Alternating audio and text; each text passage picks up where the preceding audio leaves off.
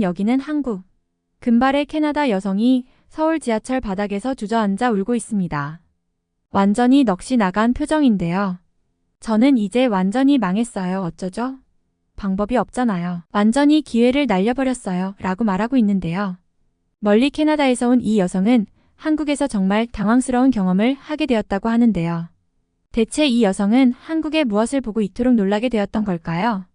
이 이야기는 캐나다의 퓨전 요식업 대표 제니가 한국에 와서 기적 같은 일들을 경험했던 이야기를 바탕으로 만들어졌습니다. 그럼 오늘의 사연 바로 들어보겠습니다. 안녕하세요, 제니입니다. 저는 캐나다에서 요식업을 창업한 젊은 요리사로 음식에 대한 열정과 창의적인 아이디어를 결합해 새로운 미식 경험을 제공하고자 노력하고 있습니다. 요리에 대한 저의 사랑은 어릴 때부터 시작되었습니다. 가족과 함께 주방에서 시간을 보내며 다양한 요리를 시도해보는 것이 즐거웠고 자연스럽게 요리의 매력에 빠지게 되었습니다. 대학 시절에는 저와 같은 열정을 가진 친구들과 함께 요리 클럽을 운영하며 다양한 레시피를 개발하고 실험하는 시간을 가질 수 있었어요. 그때부터 저는 요리가 단순한 취미를 넘어 제 인생의 중요한 일부가 되리라는 확신을 가지게 되었습니다. 졸업 후 요식업에 대한 꿈을 이루기 위해 친구와 함께 레스토랑을 창업하게 되었고, 저희는 전통적인 요리와 현대적인 감각을 결합해 누구나 쉽게 즐길 수 있는 퓨전 요리를 개발하는 데 주력했습니다. 이를 통해 고객들에게 친숙하면서도 색다른 맛을 경험하게 하고 싶었죠. 예를 들어 전통적인 한국 요리인 비빔밥이나 제육볶음을 현대적인 스타일로 재해석하여 캐나다 현지인들도 쉽게 접할 수 있도록 메뉴를 구성했습니다. 이 과정에서 가장 중요하게 생각한 것은 맛이었습니다. 아무리 독창적인 요리라고 해도 맛이 없으면 사람들의 마음을 사로잡을 수 없기 때문이죠. 그래서 저는 각 재료의 특성과 조화를 중요하게 여기며 그 맛을 최대한 살리는 방법을 연구했습니다. 그 결과 저희 레스토랑은 많은 사람들로부터 사랑받았었죠. 처음에는 손님들에게 큰 인기를 끌며 성공적인 출발을 했습니다. 메뉴가 입소문을 타고 레스토랑은 활기를 띠기 시작했고 많은 분들이 찾아와 주셔서 정말 감사했습니다. 하지만 시간이 지나면서 문제가 발생하기 시작했죠. 재료비와 인건비가 점점 올라갔지만 손님들의 부담을 고려해 가격을 올리는 것이 쉽지 않았습니다.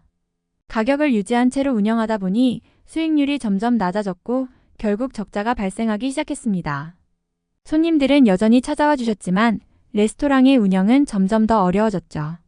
하루하루가 도전이었고 어떻게 하면 이 어려움을 극복할 수 있을지 고민이 깊어졌습니다. 기존의 품질을 유지하면서도 비용을 절감할 방법을 찾아야 했고, 그러면서도 손님들에게 더 나은 서비스를 제공하려는 노력은 결코 멈추지 않았습니다. 저를 도와주는 친구와 함께 끊임없이 레스토랑 운영에 노력을 했지만 대기업 레스토랑 체인과의 경쟁은 쉽지 않았고, 처음에 열정은 점점 식어만 갔습니다. 분명히 맛은 보장할 수 있는데 고정적인 운영비, 인건비, 식자재비 등등 신경 쓸 부분이 많아지다 보니 스트레스에 피가 말라가는 듯 힘든 시기를 보내고 있었습니다. 그리고 저를 더 힘들게 하는 건 친구의 월급이 밀리는 상황이었는데요. 저를 믿고 같이 일을 해주고 있는 친구의 얼굴을 볼 수가 없더라고요. 그래서 적자가 계속되던 어느 날 더 이상 운영하지 않겠다고 친구에게 얘기를 했습니다. 친구는 저에게 유명한 레스토랑 체인들도 처음에는 작은 가게로 시작했고 너도 이 어려움을 이겨낼 수 있을 거야. 너의 레시피는 완벽하니까니라고 말하며 저를 위로했지만 저는 점점 자신감을 잃어갔습니다. 그렇게 운영을 그만두기로 하고 폐업을 준비하던 어느 날 저의 이메일로 낯선 편지가 도착했습니다. 연락을 주신 분은 몇 달 전 저의 레스토랑에서 덮밥이 맛있다고 해주셨던 한국분이셨는데 알고 보니 한국의 유명한 외식업체의 메뉴 개발팀에서 일하시는 분이었던 거예요. 그분은 저의 레스토랑 컨셉과 인테리어는 물론 아시아 음식에서 영감을 받은 메뉴들이 매우 흥미롭다며 혹시 한국에서 같이 메뉴 개발을 하는 건 어떠냐고 제안을 주셨습니다. 요리사로서의 경력이 끝나가던 순간 기적 같은 일이 일어나다니 저는 믿기지 않았지만 저는 이메일을 여러 번 읽고 나서야 이 제안이 현실임을 실감했습니다. 평소 아시아 음식, 특히 한국 전통 음식의 매력이 너무 많아 언젠가는 전통 한식을 저의 레스토랑에 접목시키고 싶다는 생각을 하고 있었거든요. 어린 시절 부모님을 따라 한국을 방문한 적이 있었는데 그때 먹었던 비빔밥과 제육볶음의 기억은 저의 미각을 자극하기에 완벽한 음식이었습니다. 특히 제육볶음은 짭조름하면서도 달콤하고 매콤한 풍미가 입안을 가득 채웠고 고추장의 깊은 맛과 마늘의 향이 어우러져 고기의 풍미를 더욱 풍성하게 만들어줬습니다. 특히 고기는 양념에 잘 스며들어 부드러우면서도 씹을 때마다 육즙이 터져나와 만족감을 줬죠. 함께 볶아진 양파와 대파, 당근 등은 제육볶음의 달콤함과 아삭한 식감을 더해줬으니 이보다 완벽한 맛을 없다고 생각했었습니다. 한국의 음식을 사랑하는 저는 당연히 같이 일하고 싶다는 답장을 드렸고 한국의 외식업체와 몇 차례 이메일을 주고받은 후 화상회의까지 진행하게 되었습니다. 한국 기업은 저의 요리 컨셉인 덮밥에 대해 매우 긍정적인 반응을 보였고 제가 캐나다에서 레스토랑을 운영했던 경험과 한국의 서비스를 접목시킨 세계적인 브랜드를 런칭하고자 한국으로 가게 되었습니다. 한국으로 가는 날짜가 다가올수록 저의 마음은 설렘과 긴장으로 가득 찼습니다. 메뉴 개발을 잘 맞춰야 한다는 압박감과 동시에 드디어 레시피를 전 세계에서 맛볼 수 있는 기회가 오다니 꿈을 이룰 수 있다는 기쁨이 저를 더욱 도전적이게 만들었습니다. 또 한 번 성장할 수 있는 기회를 한국에서 주시다니 저에게 기회를 준 한국 기업에 좋은 인상을 남기기 위해 한국의 문화와 예절에 대해 찾아보기도 하고 한국어도 조금씩 공부했어요. 드디어 저는 부푼 마음을 안고 한국행 비행기에 몸을 실었습니다. 인천공항에 발을 디딘 순간 그 웅장하고 세련된 내부 디자인이 제 시선을 사로잡았습니다. 어릴 기억엔 공항은 기억나지 않았거든요. 공항은 세계적으로도 손꼽힐 정도로 아름답고 정교하게 설계되었다는 느낌이 들었습니다. 매끄럽게 이어지는 곡선의 구조물과 자연스러운 조명, 그리고 널찍하게 트인 공간은 마치 미래의 도시 한가운데 서 있는 듯한 기분을 주었습니다. 공항을 둘러보며 걷고 있는데 흰색의 로봇이 부드럽게 움직이며 여행객들 사이를 누비고 있는 모습이 보였어요. 처음엔 그저 장식용이나 홍보용일 것이라 생각했지만 가까이 다가가 보니 로봇은 한 외국인 여행객과 영어로 대화를 나누고 있었습니다. 그 로봇이 길 안내를 해주는 모습에 깜짝 놀라지 않을 수 없었죠. 최신 기술이 이렇게 자연스럽게 일상 속에 녹아든 모습은 이곳이 단순히 아름답기만 한 공간이 아니라 외국인들에게도 친숙한 최첨단 공항이라는 인상을 강하게 심어주었습니다. 한국에 도착했을 때는 이미 늦은 시간이었기 때문에 저는 바로 호텔로 들어가 잠이 들었어요. 다음날 아침 저는 한국 외식업체 본사를 방문하기 위해 지하철을 타려고 역 안으로 내려갔습니다.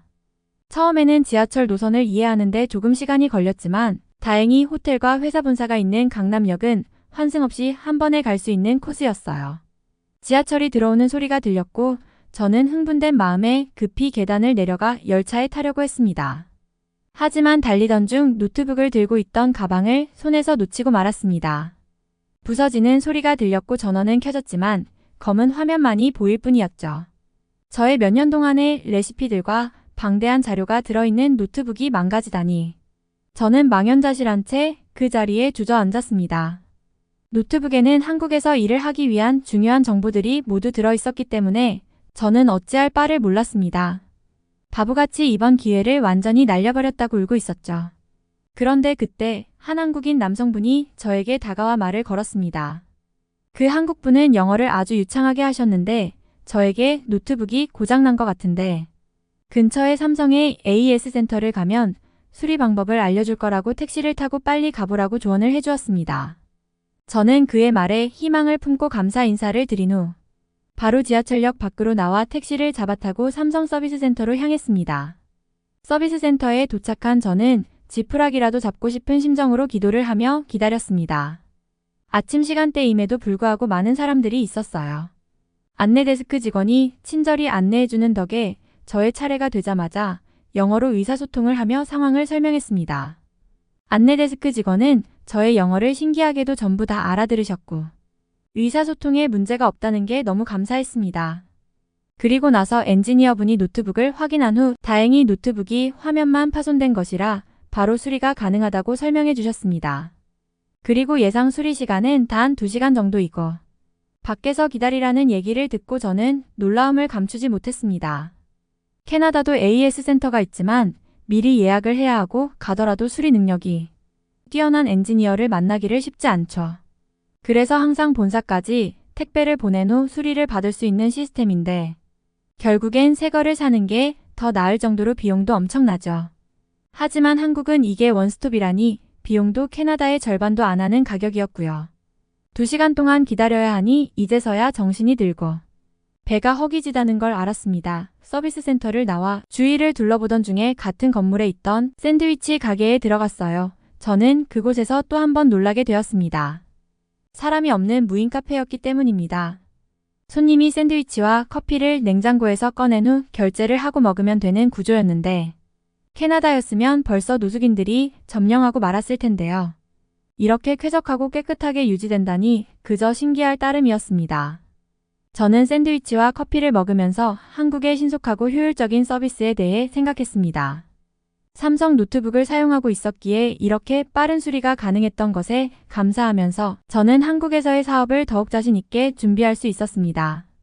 2시간이 지나고 다시 서비스 센터로 돌아간 저는 완벽하게 수리된 노트북을 받았습니다. 모든 데이터도 무사했고 화면은 새 것처럼 깨끗해졌습니다. 그리고 방금까지도 붐벼 있었던 서비스 센터가 어느새 한가해졌더라고요. 대기하는 사람들이 그렇게 많았는데도 금방 수리를 하다니. 정말이지 한국 사람들은 손재주가 대단한 것 같았습니다. 캐나다에서는 모든 것이 느려도 당연하게 느끼며 살아왔는데 이렇게 효율적이고 빠른 나라가 있다니 한국이라는 나라에 평생 살고 싶다는 생각까지 들었습니다. 노트북 수리 사건 이후 저는 한국 외식업체와의 미팅을 무사히 마치고 메뉴 개발을 시작했습니다. 저는 한국에서의 경험을 더 쌓기 위해 현지 시장을 탐방하며 새로운 메뉴 개발에 대한 아이디어를 얻기로 했어요. 한국의 다양한 재료들을 직접 확인하고 이를 통해 자신만의 독특한 요리를 완성하는 것이 목표였습니다. 그래서 저는 서울의 유명한 재래시장으로 향했어요.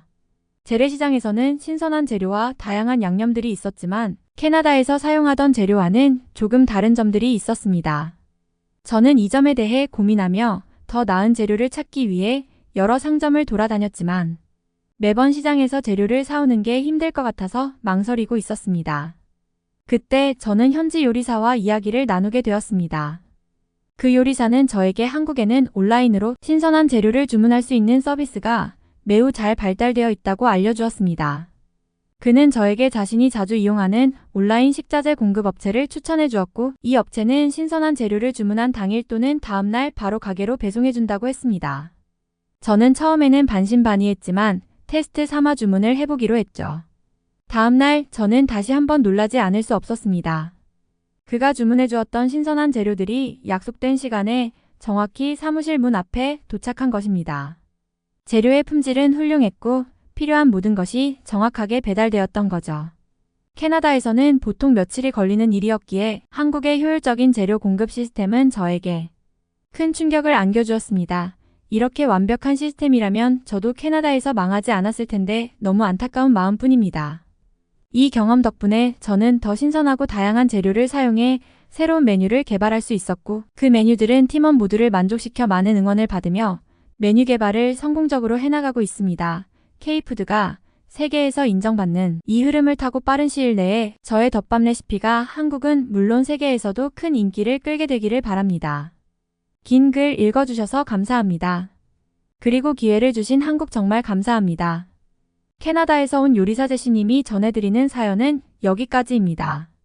사연을 재밌게 들으셨다면 구독과 좋아요 부탁드리며 끝까지 시청해주셔서 감사합니다.